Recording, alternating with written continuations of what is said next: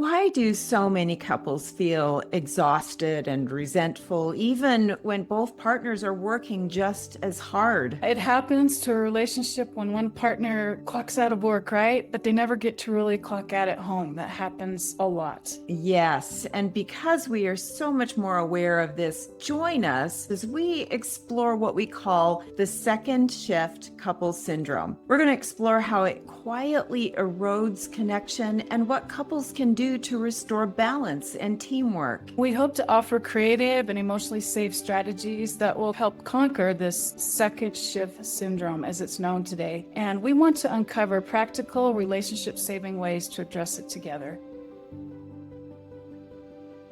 Have you ever longed to be able to talk about values and morals or faith and spirituality without feeling judged? Hi, and welcome to our podcast, Mindful Moments, Insights to Empower the Soul. This podcast will empower you to embrace your true self. Hi, I'm Dr. Debbie Gilmore. Hi, and I'm Gilmore&Green. Does this scenario sound familiar? You work full-time, put in an average of maybe 40 hours per week. When you get home from a long day, you walk in the door and you see your partner holding their car keys, ready to leave for a night out with friends. The expectation then is that you will take over all the childcare, the meal prep, and complete any other household duties left to be addressed that day. Basically, you've just clocked into your second shift. This might sound incredibly draining and unfair, coming home exhausted only to face a mountain of chores while your partner heads out for fun. Well, this scenario is becoming much more prevalent, and couples are crumbling in the midst of an imbalance of roles. Yeah, so Debbie, right out of the gate, we want to mention that this is not gender specific, right? Not about necessarily the traditional wife as a homemaker and then the husband as the breadwinner, because we're actually seeing all kinds of combinations of these roles with partners, both male and female. So first of all, this applies to whatever kind of couple you are. So the good news is, though, we want to assure you that this imbalance is totally fixable, but it takes some honest conversation and some strategic planning. So we want to start by maybe a big picture approach. We want to start with a conversation that would help map out both of your contributions. And in this kind of big picture conversation that you would have with each other, it would include things like, what are your work hours? What's your commute time? And then what are your current kind of household tasks? So as you do that, you want to try and acknowledge your partner's work status. So are they working full-time, part-time? Do they have other responsibilities that they're trying to manage, like childcare or job searching? So a really honest, thorough look at kind of each other's situation to begin with. And then once that's happened, it's so important to discuss energy levels, honestly. And remember that physical and emotional exhaustion affects everyone differently. I just want to say one thing about that. You know, my sweet mom always had low emotional energy, and she taught me through my life to really be sensitive to that we all do have different energy levels and to be respectful of that. I also want to say something wonderful about this time of life, and that's the positive aspect of fathers being more involved with household chores and with the children and childcare. The studies show that this is such a positive, healthy aspect of the generation that we're watching with awe of so many fathers, especially that are doing more in the home. I don't know, Debbie, if you have any thoughts about that. Oh, I so do. We know that when fathers are more engaged with the child care and the parenting and the roles in the home, but mostly with the bonding of those children, the fathers have higher levels of well-being. The marriage stabilizes. Wives tell us in couples therapy that they're more attracted to their husbands when they see them playing with the children or even helping with the loving discipline of the children. So this really is a wonderful development. And we're noticing more in media, in movies and in series, that they're supporting this idea too. We're seeing it more and more. And so we wanted to make sure that we point that out, that it's a beautiful thing that's happening. It's just the balance. Basically, what we want is to offer some ideas of practical rebalancing, strategies that you can do to make this more equitable, but not a ledger system. So one thing you might do is to try the 50-50 split approach, which really just means dividing household duties and roles as evenly as possible. Consider preferences and skills. For example, maybe you handle outdoor tasks, the bills, car maintenance, while another, your partner, manages cooking, laundry, and indoor cleaning. Another one might be weekly schedules, more of a structure on the calendar. It's wise to create a schedule that provides a clear structure. You can even alternate who handles dinner prep, weekend cleaning, or grocery runs. Now, another one to consider is time-based fairness. If you work 40 to 50 hours per week, household duties should reflect that difference. If the other works less or even more, everyone needs downtime. So build in break hours as well. Yeah, as you're talking about, this is just so many ways to do this, right? But another way to mix things up is to follow what we would call maybe a seasonal rotation method or monthly task swaps. So every new season or maybe every other month, you can kind of change up the responsibilities so that the laundry or cleaning toilets isn't your job for the rest of your life.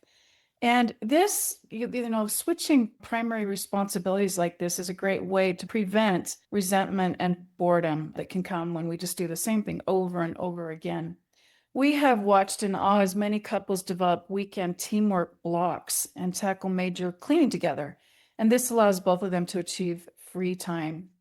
So it's also wise to implement an emergency backup plan. Life is life, and sometimes a spouse is sick or an important deadline comes up in their life or overwhelmed for some reason.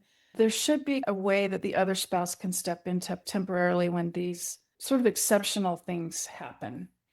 We also want to address the core issue of your partner getting social time in a way that's fair and equitable. It shouldn't feel like you get social time and I get chore time, right? That's not sustainable or even fair to people's mental health or well being.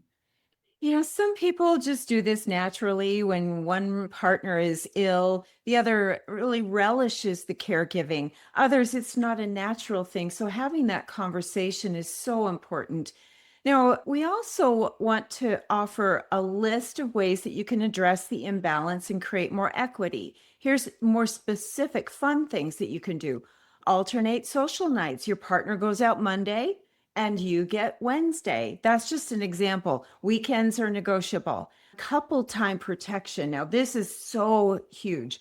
When both partners are working equally hard and then they come home to the second shift, whoever gets that, or even dividing that time, they forget to build in couple time. Reserve certain evenings for just the two of you. Nurture your relationship because it will die or suffer if you don't.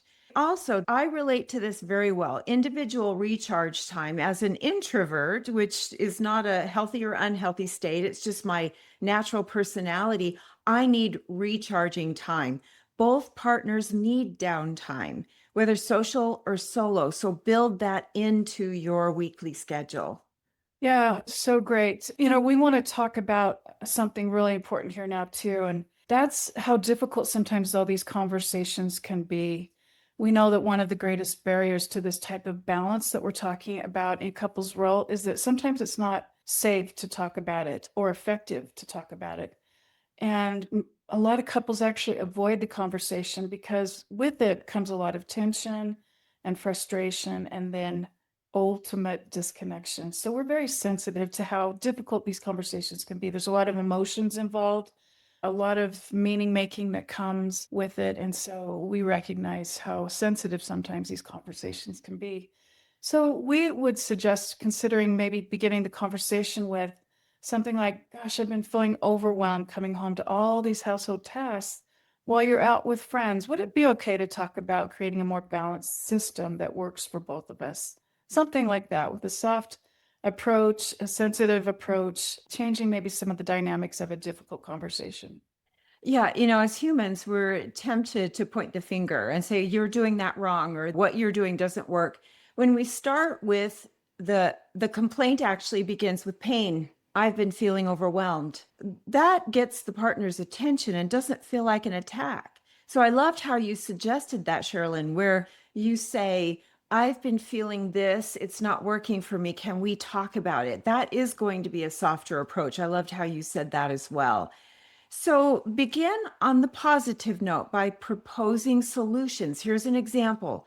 What if we each took ownership of a specific area of a role in the home? I could handle this and you could manage that, whatever that might be. That way, we both contribute and both get some personal time. So, suggesting a solution instead of saying, this is going wrong, it's not working for me, deal breaker, we're being proactive and productive. Setting boundaries also is very essential to establish expectations and set both partners up to succeed.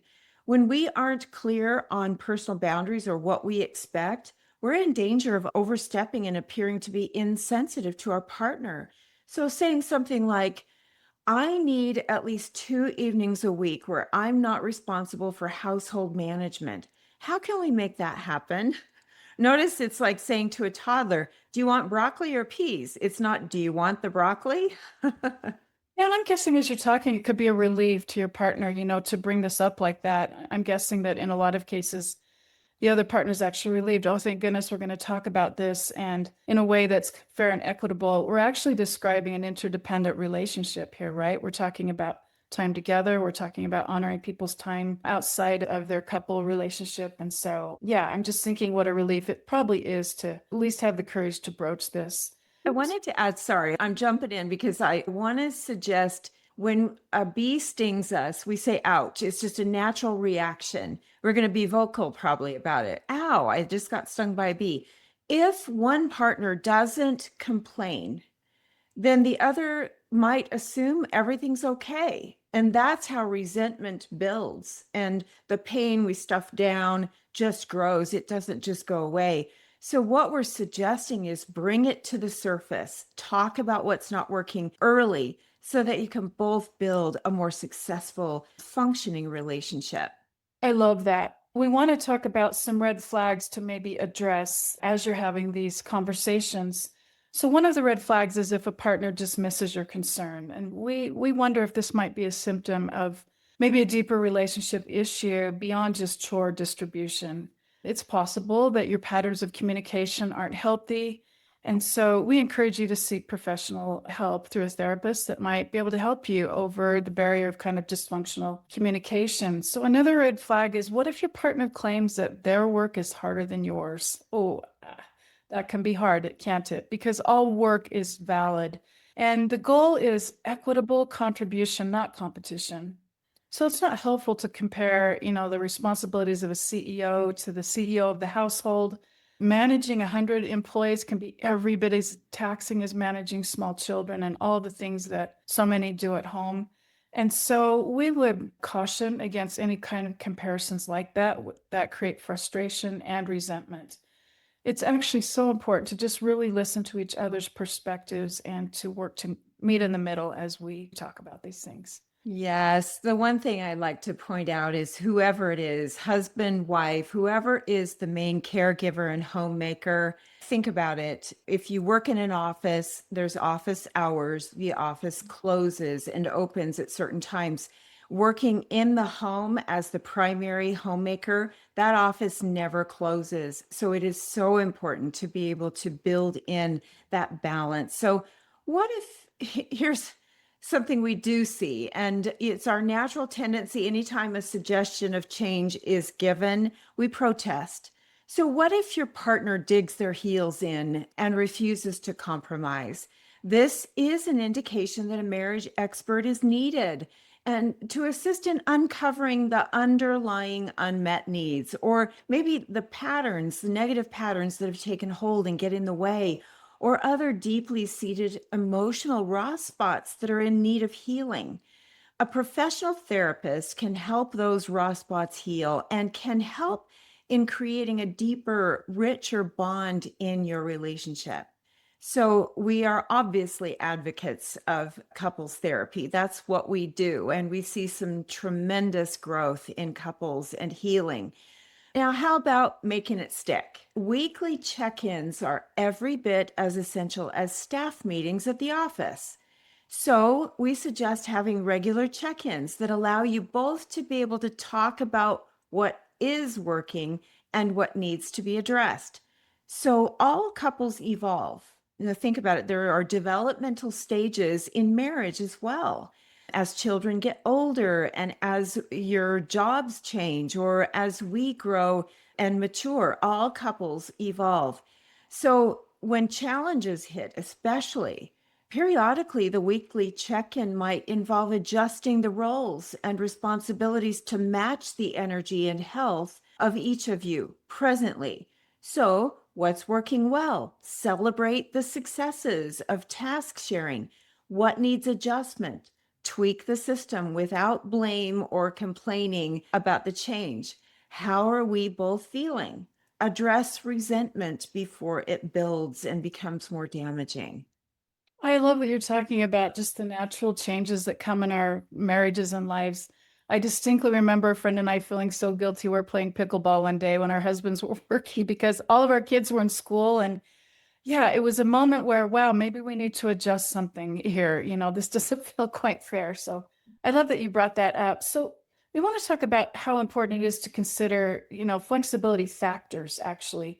There are busy seasons or work periods that should always be considered. One example would be tax season. If your husband's an accountant, that could cause one partner to have to work double the hours each day, causing so much exhaustion and overwhelm. I mean, in my own case, my husband was an orthopedic surgeon, and the residency years, internship years, there were seasons that he was absolutely buried. And so we want to be flexible about, the realities for our partner and maybe some of the seasons that they may be facing. So to temporarily adjust responsibilities and to talk about it, right? Explicitly, this is temporary. I'm happy to do this for a while. But that demonstrates during these crunch times flexibility and a willingness to value the other's workload. Another thing that can happen is health or, unique stress issues that become a part of life. We have to be sensitive and support each other through difficult phases.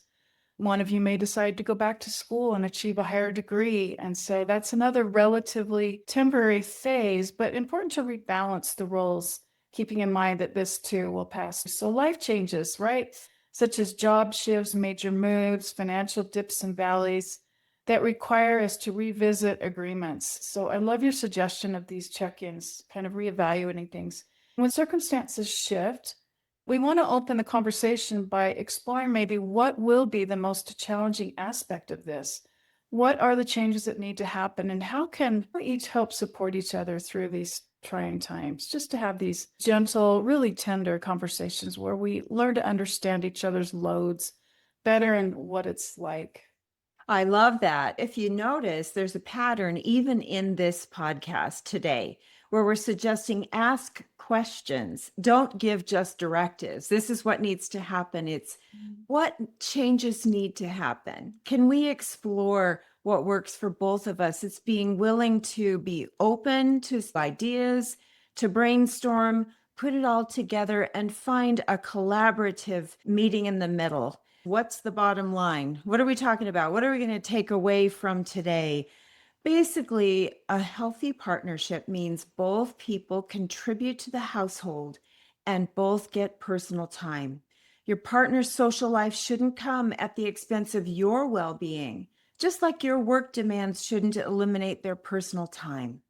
The key is moving from this is how we've always done it, digging heels in the ground, to how can we make this work better for both of us? Most couples find that once they start having these conversations regularly and slow it down so that they can really hear each other and consider what you're feeling, the solutions become obvious and the resentment disappears or never happens in the first place. So remember, you're not asking for special treatment. You're both hoping for a sense of balance and equal value. That's completely reasonable and necessary for a strong relationship. Debbie, I was just thinking, I actually saw a couple this morning. They're headed into a really serious bone marrow transplant. Mm. Really quite a life health challenge. And the husband who's headed into this was often just says, I'm fine, I'm okay. But today we went a little bit deeper, and he talked about 11 things going through his mind this morning. And it was so staggering to his wife. She just said, I had no idea all of these things were on your mind. Just to your point about asking questions, digging deeper, really understanding, especially in some of these unique challenges when things have to be distributed. She will be carrying the load while he's doing this, but she had such a deeper insight because she was able to ask questions and to listen in a different way that helped her understand everything kind of happening in his world as he does this. So I'm just thinking about all the things that we're talking about and how that applied so beautifully to my experience this morning with this. We're at the place where we say, therefore, what? Yeah. And I love that you shared this experience where they really sat and listened, leaned into each other and looked and said, maybe a great way to do that would be to say, what is hardest in your world right now? I really want to know. And then having the opportunity to share that as well. That's my therefore what. Can we lean into each other, really listen? What's your greatest obstacle right now? What can we do to ease that? That's my therefore what.